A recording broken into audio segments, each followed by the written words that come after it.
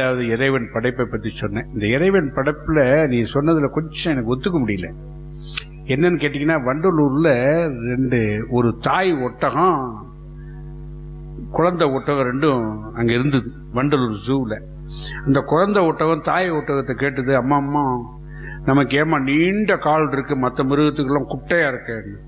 இல்லைம்மா நம்ம பொழப்பெல்லாம் பாலைவனத்துல தான், அங்க மணல், காலை உள்ள வச்சு வெளியில் எடுக்கணும்னா அது பெரிய காலாக இருந்தால் தான் முடியும். அதுக்காக ஆண்டவன் நமக்கு நீளமான கால்களை கொடுத்திருக்கிறான் என்று சொல்லுது. அப்படியேம்மா ஏம்மா நமக்கு வயிறு பெருசா இருக்குன்னா, பாலைவனத்திலே தண்ணீர் கிடைக்காது. தண்ணீர் கிடைக்கின்ற பொழுது நாம் தேக்கி வைத்துக் கொள்வதற்காக ஒரு டேங்க் போன்ற ஒரு வயிறை கொடுத்திருக்கிறான் இறைவன். அது இறைவன் படைப்பு என்று கூறியது. உடனே குழந்தை கேட்டது, எதுக்கும் அந்த திமிழ் பெருசா வச்சிருக்காங்க என்றார். நம்மை மேலே உட்கார்ந்து கொண்டு வருவார்களே, நாம் தப்பி தவறி கீழே குடிந்தால் அவர்கள் அதர பாதாளத்தில் விழுந்து விடுவார்கள், அவர்களுக்கு அடிபட்ட விடக்கூடாது என்ற நல்ல எண்ணத்திலே நமக்கு இங்கே ஒரு திமிழை கொடுத்திருக்கிறான். நாம் குடிந்தால் கூட அவர்கள் விழமாட்டார்கள். இவ்வளவு நல்ல காரியம் பண்ண கடவுள் நம்ம ஏமா வண்டலூர்ல கொண்டு போட்டு வச்சிருக்காரு அப்படின்னு. கடவுள் படைப்புகள் என்ன, அது மனிதன் படைப்புகள் என்ன, நமது நிம்மதிதான் குடும்பத்தில் நல்லது என்கிறத பத்தி ரொம்ப அழகா ஆரத்தி சொன்னாங்க. அது ஒத்துக்கொள்ளக்கூடிய விஷயமாகத்தான் இருக்கிறது. இருந்தாலும் சும்மா இந்த டிவியை பார்த்துட்டு எத்தனை ஆம்பளை அடி வாங்க போறான்னு எனக்கு தெரியல. நல்ல ஒரு இயக்குனர், நல்ல ஒரு நடிகர், தெனாலிங்கிற வார்த்தையை உருப்படியா ஒரு தடவை கூட தெனாலியில சொல்லாத ஒருவர் பேசுங்க. நடுவராக உட்கார்ந்திருக்கும் திரு நல்லி கணேஷ் அவர்களே. ஐயோ, தெனாலியை தான் உருப்படியா சொல்லேன்னு பார்த்தேன். என் பேரு டெல்லி கணேஷ், நல்லி கணேஷ். நல்லில நல்ல கணேஷ், டெல்லி குழப்பி அது கொஞ்சம் மாதிரி இல்லி கணேஷ் வந்து மன்னிச்சுங்க. அதாவது வாழ்க்கையில குடும்ப உறவுகள் இல்ல, எந்த உறவா இருந்தாலும் சரி, அந்த உறவுகளால் நிம்மதினு அவங்க எல்லாம் உட்கார்ந்து இருக்கிறாங்க. ஆனா அவங்க முகத்தை பார்த்தா அப்படி தெரியுதா? நீங்களே பாருங்க. டிபி கஜேந்திரன் எதுக்காக அங்க போய் உட்கார்ந்துருக்காரு தெரியுமா? அந்த ரகசியம் எனக்கு மட்டும்தான் தெரியும். 4 பொண்ணுங்களுக்கு கல்யாணம் பண்ணிட்டார். இந்த 4 பொண்ணுங்களும் ஒரு தன் வீட்டில் இருக்கும் போதே உறவுகள் சின்னது, சொந்தங்கள் கம்மி. 4 பெண்களுக்கு கல்யாணம் பண்ணி சம்பந்திகள் அவர்கள் உறவு உறவு உறவு என்று பெரிய உறவுக்குள் போய் விழுந்து விட்டார். இப்பொழுது இப்போ நெருக்கடியில் பேசுறாருன்னா ஆளாளு கும்பிட்டுல குத்துவாங்க. அந்த ஒரே காரணத்துக்காக பயந்து போய் ஒரு நெருக்கடியான நிலைமையில நிம்மதியா உட்கார்ந்துருக்காரு. அப்பா அடி ஒரு. ஆனா நாங்க நிம்மதியா நெருக்கடியில் உட்கார்ந்துருக்கிறோம். எங்களுக்கு எந்த கவலையும் இல்லை. ஏன்னா எங்களுக்கு நெருக்கடி பத்தி தெரிஞ்சு பழகி போச்சு. எப்ப பழகல வாழ்க்கையில் குடும்பத்துல இவங்க எல்லாம் சொன்னாங்களா, அவர் அடி வாங்குறாரு, இவர் அடி. நான் என்ன சொன்னீங்க? அவர் மட்டும் தான் அடி வாங்குறவர், நீங்க மட்டும் அடி வாங்குறீங்க. எல்லாரும் வாங்கிட்டு தான் இருக்கோம். எல்லாரும் தானே வாங்கிட்டு இருக்காரு அவரு. இவர் என்ன சொல்றாரு? டேய், நடு ரோட்ல வச்சு அடிச்சா நான் கேட்பேன், நீ சொல்றியடா நேத்து என்ன வீட்டுல வச்சு கும்முன்னு கும்முனாலே அப்ப யாரா கேட்டான்னு இவர் சொல்றாரு. ஏன்னா இவரும் அடி வாங்கி இருக்கிற. ஆரத்தி ஓப்பனா சொல்லுது, நான் காதலிச்சு கல்யாணம் பண்ணேன், அதனால நான் அடிப்பேன் அப்படின்னு. ஆனா எங்க வீட்டுல அப்படி கிடையவே கிடையாது. எந்த விஷயம் எங்க வீட்டுல எப்பவுமே சிரிப்பு சத்தம் தான் கேட்கும். அப்ப பக்கத்து வீட்டுல கேட்டாங்க, ஏன் சார் உங்க வீட்டுல புருஷன் முன்னாடி அடிச்சுக்க மாட்டீங்களா?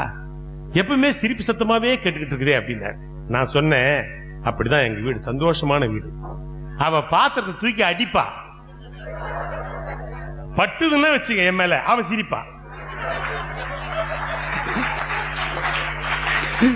அந்த பாத்திரத்தை தூக்கி அடிக்கும் போது படலன்னு வச்சுங்க, நான் சிரிப்பேன். எங்க வீட்டுல எப்பவுமே சிரிப்பு சத்தம் தான். எதுக்கு? அடி வாங்கும் போது கூட சிரிக்கணுங்க, அதான் சந்தோஷம்.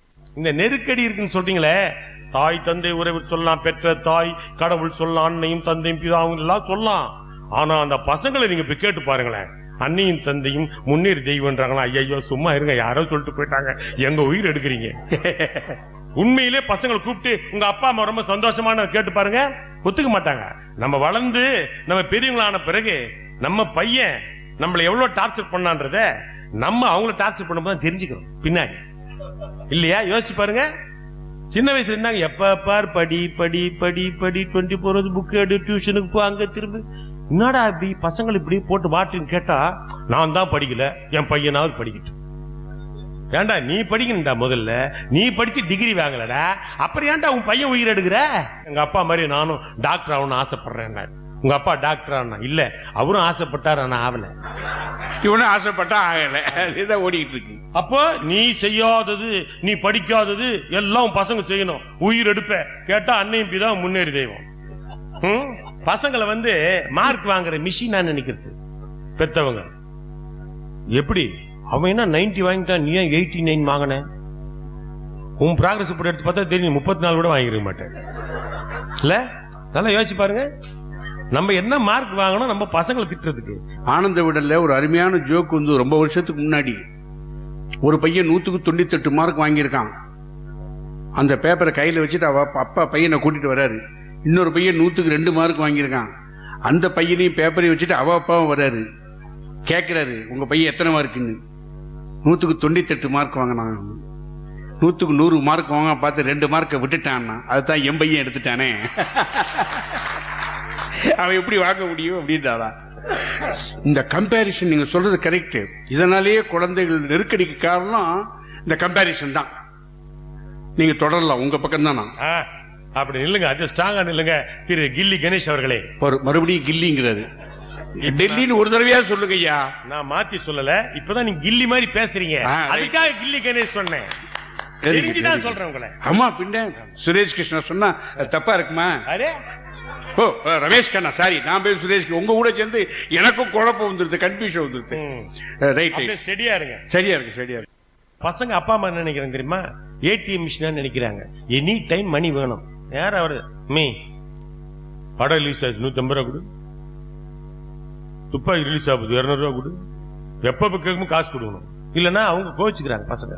நான் கேட்டேன் என் பையனை கூப்பிட்டு, சினிமா இதுமா பார்த்து தொலைறேடா, நல்லா படிச்சு பேரு வாங்கி நம்ம நாட்டுக்கு ஒரு நல்ல பேரை வாங்கி தரக்கூடாதான்னு கேட்டேன். அதுக்கு என் பையன் என்ன சொன்ன தெரியுமா? ஏன் இந்தியான்ற பேர் நம்ம நாட்டுக்கு நல்லா தான் இருக்குது, வேற எதுக்கு நல்ல பேரு? இதை விட என்ன நல்ல பேர் வேணும்? என்னடா படிக்கலையா எக்ஸாம்? கரண்ட் கட்டு எப்படி படிக்கிறது? அம்மா டேய், அந்த காலத்துல தாமஸ் ஆல்வா எடிசன் எப்படி தெரியுமா படிச்சாரு? மெழுகுவத்தில படிச்சாரா. எத்தனையோ அற்புதமான விஞ்ஞான கண்டுபிடிச்சாரு இல்லையா? பித்தோவன் மியூசிக் எப்படி வச்சா தெரியுமா? லாந்தர்ல படிச்சார். லாந்தர்ல தெருவிளக்கில் படித்து மேதையான ஒரு பலர்னு எத்தனையோ தடவை நான் சொல்லி இருக்கேன்டா, இன்னும் ஒன்னும் அறிவு இல்லடானாரு. ஏன் அவங்க எல்லாம் பகல் என்ன பண்ணாங்க? ஃபுல்லா நைட்ல தான் படிப்பாங்க. அதே மாதிரி சொந்தம்ன்றது சொந்தம் எப்போதும் தொடர்கதான், முடிவே இல்லாதுன்னு சொல்றாங்க இல்லையா? எல்லாமே சொந்தம் தான். காதல் என்பது அப்படிதான், ஒரு வகையான சொந்தம். சொந்தமாக போகின்ற ஒரு சொந்தம் என்று நினைக்கும் ஒரு தவறான போக்கு தான் காதல். Love is beautiful until it comes to your daughter. காதல் அழகானதான் உன் பொண்ணுக்கு வர்ற வரைக்கும். வந்துச்சுன்னா உனக்கு வயித்த கலக்க ஆரம்பிச்சு. ஆமா இல்லையா? கரெக்டா? தலைவலியும் காய்ச்சலும் அவனுக்கு வந்தா தான் தெரியும். ஆமா. அதாவது அந்த சந்திரபாபு பாட்டு பாடியிருப்பார். கனவு காணும் மனிதரிடம் காண்பதெல்லாம் கனவு, அவன் காணுகின்ற கனவினிலே வருவதெல்லாம் உறவு. உறவு அவள் கனவில் அவன் வருவார்.